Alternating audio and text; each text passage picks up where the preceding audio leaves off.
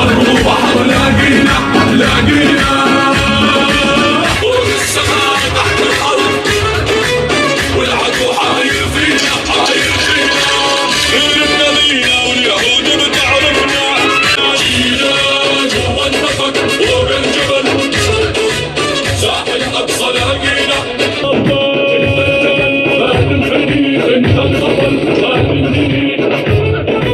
لا ياخذ اسم نسينا اليهودية ورصاصي لعب تحمي المحيا رصاصي لعنة اليهودية ورصاصي لعنة يا هجموا تحمي المحيا على اليهودية ورصاصي لعنة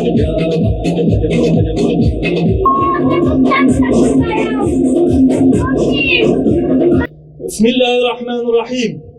Ey iman edenler! Herhangi bir topluluk ile karşılaştığınız zaman sebat edin ve Allah'ı çok anın ki başarıya erişirsiniz.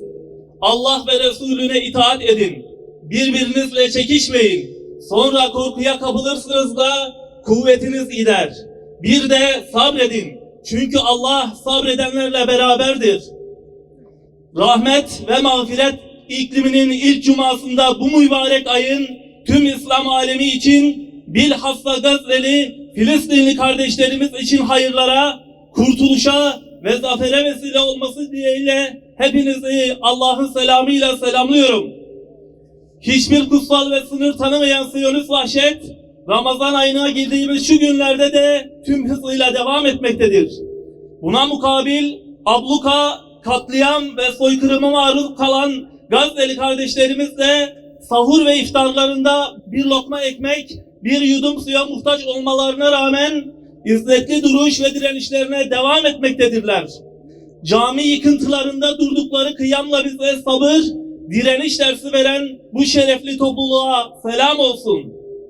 Gelinen aşamada Gazze'de Siyonist soykırım ve katliamlarında şehit sayısı 32 bine dayanmış bulunmaktadır. 70 binden fazla yaralı ve 10 binlerce kayıp da hesaba katıldığında katliamın boyutu ortaya çıkmaktadır.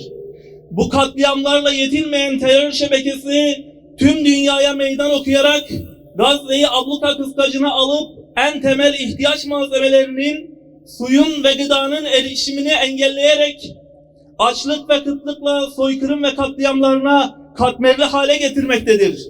Açlık ve yetersiz beslenme nedeniyle şehit olanların sayısı her geçen gün artmaktadır.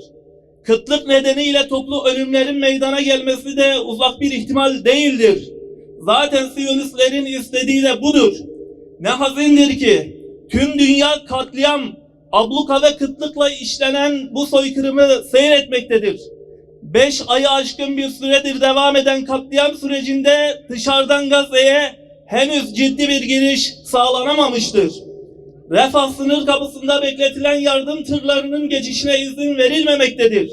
Soykırımın zeminini oluşturan bu ablukanın devam etmesinde başta işbirlikçi bazı bölge yönetimleri olmak üzere vebal ve sorumluluk tüm Müslümanlaradır. Birkaçı hariç Müslümanları idare eden ve idarecilerin ve yönetimlerin bu süreçte ne kadar etkisiz ve korkak tavırlar takındıkları açıkça ortaya çıkmıştır. Gazze ve Aksa direnişi sadece Siyonist emellere alet olan batılı emperyalistlerin maskesini indirmekle kalmamış, Müslümanların da acınacak hallerini ayan beyan ortaya koymuştur. Ülkemiz dahil İslam beldelerinden Siyonistlere ticari anlaşma ve ilişkiler perdesi adı altında her gün lojistik destek sağlandığı ve bunun ısrarla sürdürüldüğü gerçeği karşısında ciddi bir muhasebe ve silkinme zamanı çoktan gelmiştir.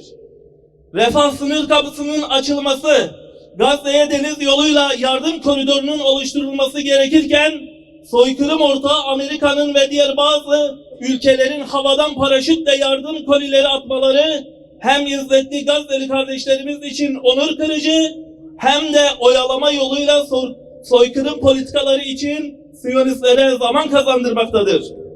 Acil ve kalıcı ateşkesin sağlanması ve ablukanın kaldırılması için etkili girişimlerde bulunulmalıdır. Özellikle Ramazan ayında ve bitimindeki bayramda Gazze'li kardeşlerimize nispeten nefes aldırılacak adımlar acilen atılmalıdır. Bu girişim ve adımları soykırım ortağı devletlerden, işbirlikçi ve bağımlı rejim ve idarecilerinden beklemek saftirlik olacaktır. Ümmetin öz kaynaklarını harekete geçirme zamanı gelmiştir. Duyarlı, vicdanlı uluslararası camia da işin içine katılarak İslam dünyasının her tarafından organize olmuş heyetler refah sınırına gidip sonuç alıncaya kadar ısrarla girişimlerini sürdürmelidirler. Dünyanın dört bir yanından harekete geçilerek gemilerle Gazze limanlarına düzenli yardımlar yapılmalıdır. Bu şekilde etkili ve sürekli bir gündem oluşturularak Siyonist soykırım ve ablukaya dur denilmelidir. Halen basın ve medya kuruluşlarının Gazze'ye girişi mümkün olmamıştır. Siyonistler hem gazetecileri öldürerek hem de basının, medyanın girişini engelleyerek yaptıkları soykırım suçlarını kamuoyundan gizlemektedirler.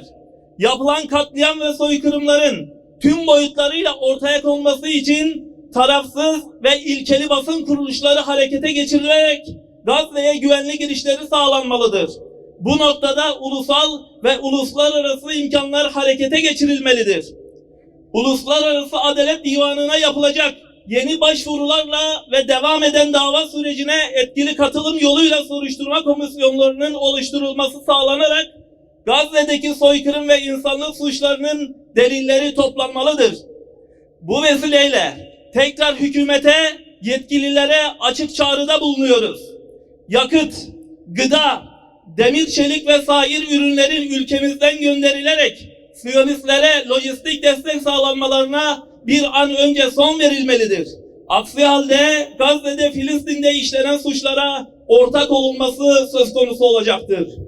Bu mübarek ayın İslam ümmetinin vahdetine ve dirilişine, Gazze'li, Filistinli kardeşlerimizin özgürlüğüne ve kurtuluşuna, selametine vesile olmasını Yüce Allah'tan niyaz ediyorum. Zulme karşı omuz omuza, zulme karşı omuz omuza, zulme karşı omuz omuza. Perhizsiz tedbir müstekbirin o, ve nesrullah